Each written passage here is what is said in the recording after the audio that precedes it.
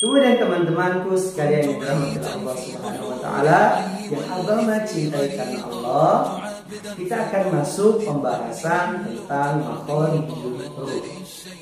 Makhorijul huruf ini, kenapa sih kita harus belajar makhorijul huruf? Ya, di awal telah kita singgung agar ya bahwasanya tidak tertukar antara satu huruf dengan huruf yang lainnya. Semisal kita contohkan dalam membaca surah ya Al-Fatihah, untuk mengawalinya biasanya kita membaca isti'adzah. Ya, kita membaca a'udzubillah gitu ya. A'udzubillah. Di situ ada kata zu ya, za. Biasanya za ini diganti dengan ja atau diganti dengan za. Allazi ya, bukan allazi. Juga dibaca kadang allazi. Nah, inilah kesalahan dalam membaca ya huruf, sehingga akan terjadi sebuah kesalahan. Tentu ya, ketika kesalahan itu terjadi, maka makna dari yang dimaksud adalah salah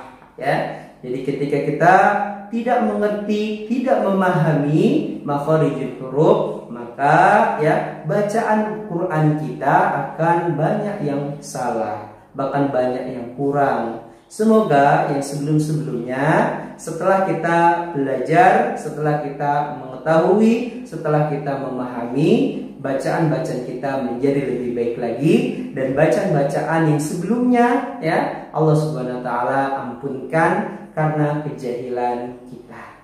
Saudara dan saudariku yang Abah Madriha cintai karena Allah, nah, makhorijul huruf ya ditinjau dari pembagiannya secara global terbagi menjadi 5 bagian. Ya, ada 5 tempat keluar makhorijul huruf secara garis besar. Yang pertama ya tempat keluar makhorijul huruf adalah di rongga. Di mana? Di rongga. Rongga itu ini, rongga mulut ya. Ya, rongga mulut. Ya, antum bisa lihat rongga. Kemudian di tenggorokan. Inilah yang kedua, ya, tenggorokan. Dan yang ketiga di lidah, ya. Di lidah. Kemudian yang keempat di kedua bibir kita. Ya, kedua bibir. Dan yang kelima di hidung. Ya. Kita akan membahas terlebih dahulu bagian yang pertama dan bagian yang kedua. Bagian yang pertama ya, tempat keluarnya huruf adalah di rongga. Dalam bahasa Arab namanya al-jawf ya. Dalam bahasa Arab namanya apa?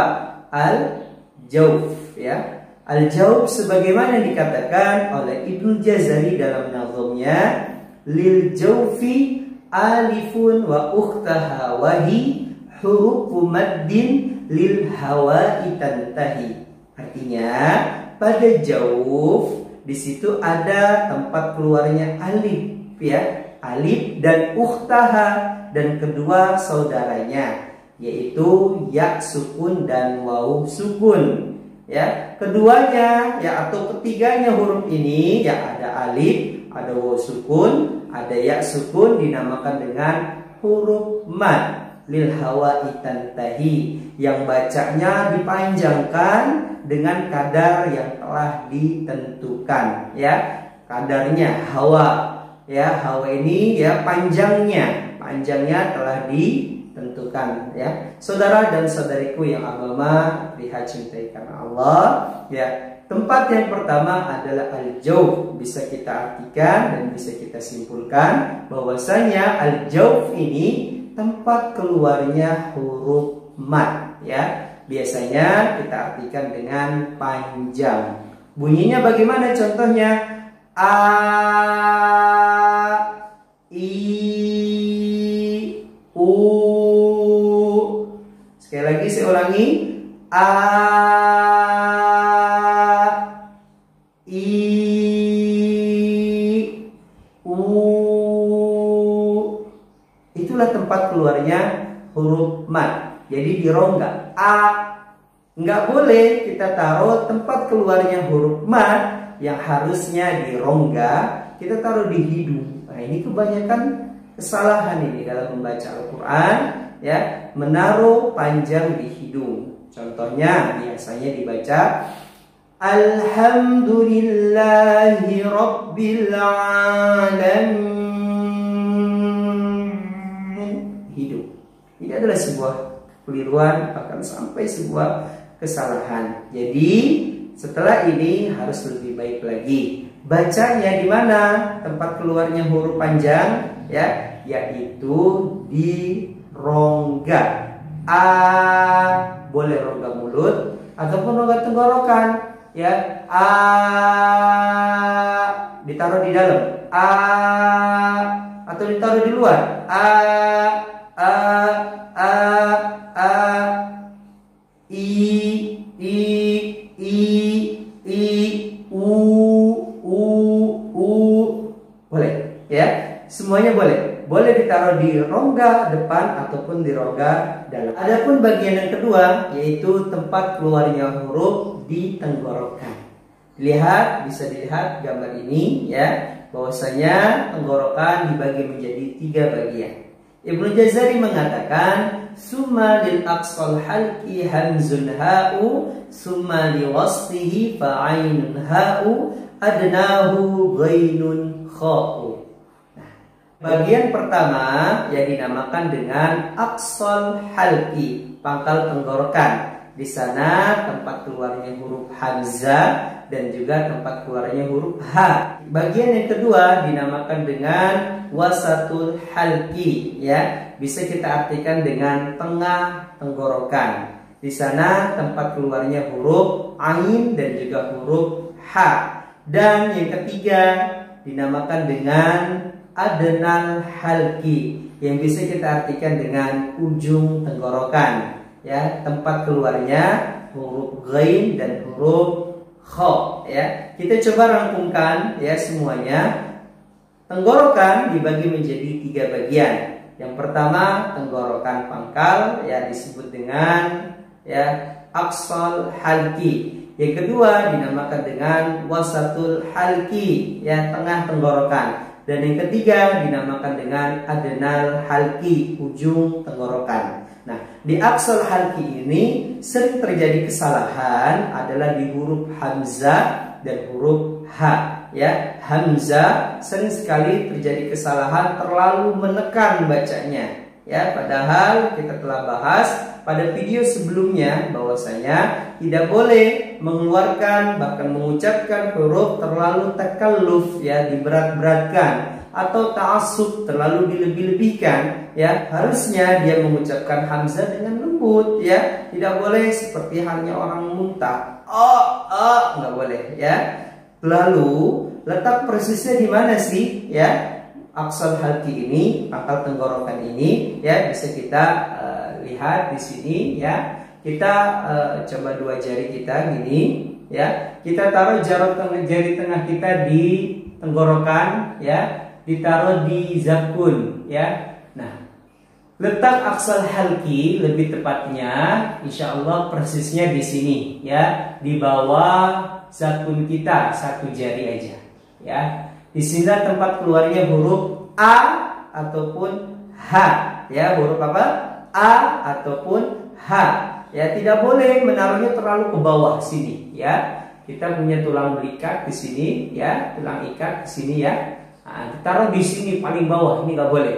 Ataupun kita taruh di H, ditaruh di dada. H, ya. Seorang membaca ihdina, ini nggak boleh, ya.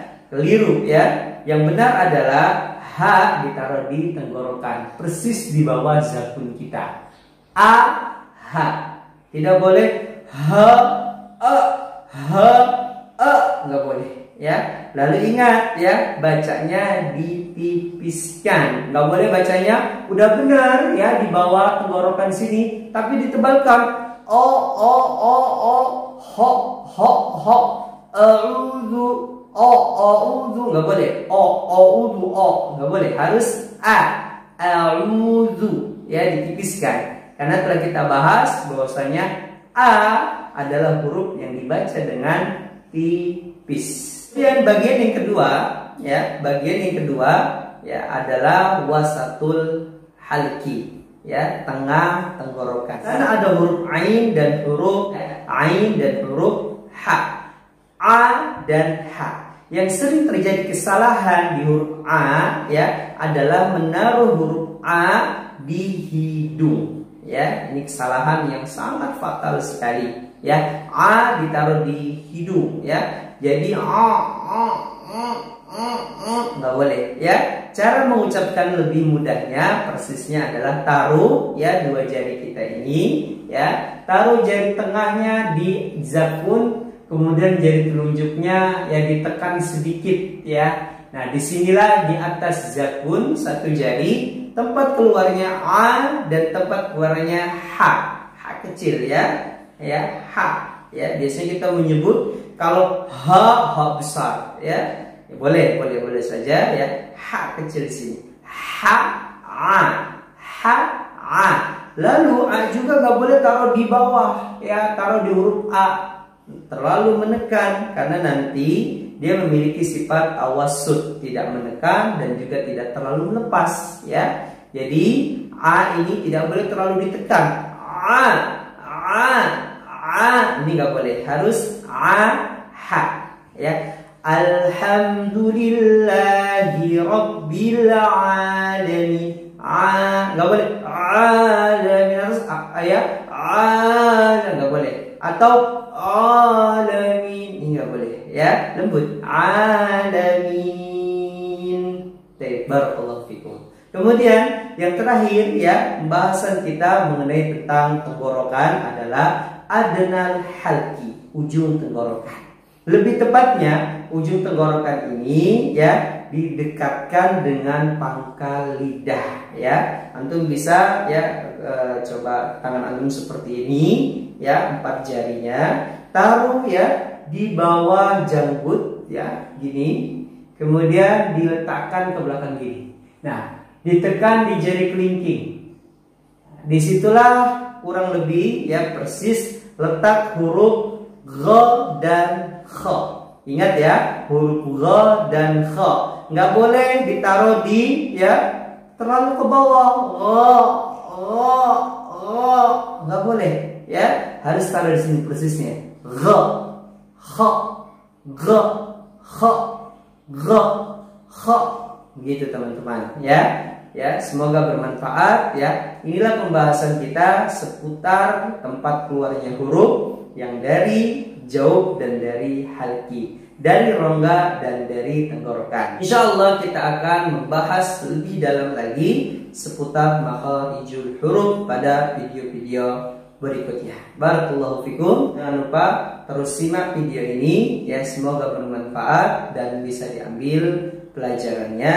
Jangan lupa terus banyak belajar, tersenyum, dan uhibbukum fillah. Assalamualaikum warahmatullahi wabarakatuh.